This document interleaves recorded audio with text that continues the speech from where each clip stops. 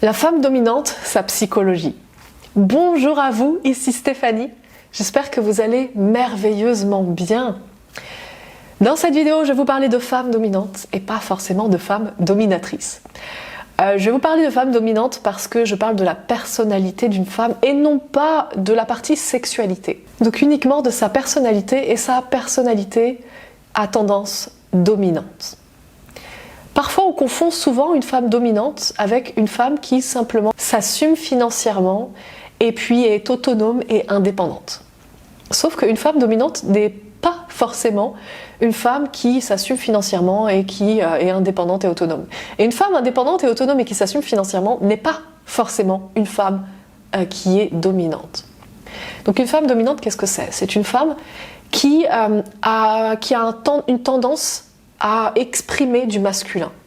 C'est-à-dire qu'il y a dans son comportement beaucoup de masculin. Ce que j'appelle le masculin, c'est qu'il a tendance à prendre des décisions, à trancher dans le vif, à couper avec le passé, se focaliser sur l'avenir.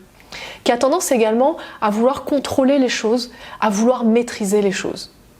Le problème quand de base on est une femme féminine, puisqu'en général quand on est de la naissance, on est une femme féminine, il y a très très peu de cas où il y a des femmes qui naissent avec une énergie principalement masculine. Très peu, ça arrive, mais très peu. Là, je parle plutôt des femmes dominantes qui sont donc nées féminines et qui ont développé ce trait de caractère avec le temps. Et le truc, c'est que quand on développe un trait de caractère, ce n'est pas soi. C'est-à-dire que le trait de caractère du masculin, avoir développé le masculin, ce n'est pas vraiment elles. Et donc, ce masculin qu'elles utilisent, c'est un masculin qui ne va pas coller avec leur personnalité, qui va faire qu'elles vont surjouer ce côté masculin. Donc au lieu simplement d'aller rechercher le pseudo-contrôle des choses en étant dans la logique et la raison, comme le fait un homme masculin va chercher d'une façon cartésienne à analyser les choses, d'une façon logique à analyser les choses. Et à travers cette analyse logique et cartésienne, il va avoir la sensation d'avoir le contrôle sur les choses. Eh bien, la femme qui justement est femme dominante masculine, en surjouant justement ce côté masculin, va chercher à contrôler les choses.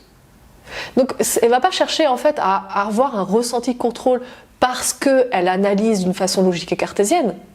Elle va chercher à obtenir le contrôle sur les choses. Donc, c'est utiliser le côté masculin, mais en le surjouant. Ce qui fait que ça donne un côté masculin qui n'est pas forcément hyper agréable. Que ce soit pour les personnes qui vivent avec elle, mais que ce soit pour elle aussi. Puisque elle aussi, au fond d'elle-même, elle n'est pas masculine. Elle est féminine. Donc ce qu'elle joue, ce n'est pas elle. Elle joue un personnage qui n'est pas elle-même. Ce que je vais vous aider dans cette vidéo, ce que je vais vous aider à comprendre dans cette vidéo, c'est d'où ça vient. Pourquoi une femme est dominante. Et puis surtout, comment réussir à gérer ça. Si vous êtes avec votre partenaire qui est dominante, ou si vous avez connu des femmes dominantes, ou si vous voulez séduire une femme dominante, c'est comment réussir à gérer, comment réussir à dealer avec ce type de personne.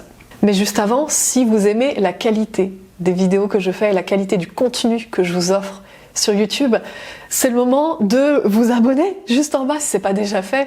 Et si c'est déjà fait, regardez bien si vous avez bien cliqué sur la petite cloche, vous avez la petite notification YouTube pour pouvoir être notifié lorsque je vais sortir des prochaines vidéos. Sinon vous allez les rater, ça c'est dommage pour vous et aussi pour votre vie amoureuse. Donc revenons au sujet, je ferme la parenthèse. Une femme dominante, ce qu'il faut savoir c'est que si elle surjoue ce côté masculin, si elle a développé, en fait si elle porte une sorte de masque masculin, du surmasculin, c'est parce qu'à un moment donné dans sa vie elle n'a pas eu d'autre choix que d'utiliser ça. Ça a été sa stratégie à elle pour pouvoir survivre. Et quand je dis survivre, je ne parle pas d'une survie physique. Ça peut arriver dans des contextes de guerre ou des contextes de quand il n'y a pas assez à manger ou quand les conditions de vie sont déplorables, ça peut arriver. Mais principalement, je parle de survie émotionnelle. Quand une femme a été confrontée durant son enfance à des événements qui sont traumatisants et qui sont difficiles à vivre, elle a pu développer cette stratégie. La stratégie du je développe mon masculin, puisqu'avec mon masculin, je vais donc pouvoir avoir l'impression de contrôler les choses et donc de me mettre moi-même, de ressentir de la sécurité, de me mettre moi-même en sécurité. Ça a été ma stratégie. C'est-à-dire que durant mon enfance, j'ai pas vécu des choses, j'ai vécu des choses vachement agréables et j'ai vécu des choses qui l'étaient beaucoup moins. Et j'ai développé un masque du surmasculin. J'ai développé beaucoup de masculin et j'ai appris ça durant mon enfance. Et dans ma première relation amoureuse, j'étais hyper dominante. Je cherchais à contrôler tout, je cherchais à avoir le dessus à chaque fois. Pourquoi ? Parce qu'il y avait un truc encore en moi qui disait « Mon Dieu, si jamais je lâche prise, je suis en danger. Si jamais je donne à l'autre le pouvoir de me faire du bien, je lui donne aussi le pouvoir de me faire du mal.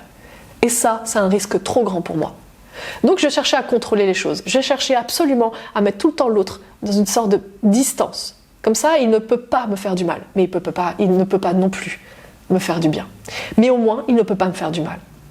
Et donc c'est ce qui s'est passé pendant longtemps, comme j'avais jamais été voir ni de coach, ni de thérapeute, ni de psychologue. Qu'est-ce qui s'est passé ? Eh bien, j'étais toujours en train de galérer avec mes problèmes du passé.